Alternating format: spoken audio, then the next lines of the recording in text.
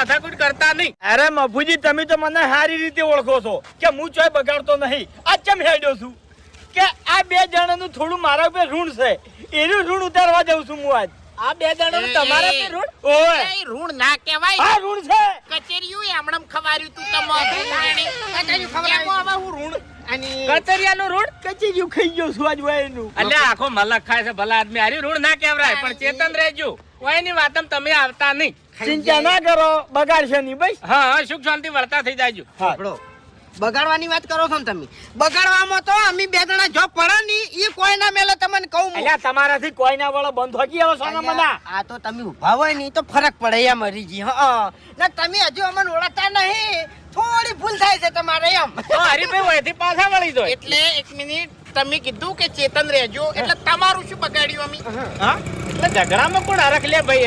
હે, ઝઘડામાં કોણ ધમકું મારે? એટલે મેં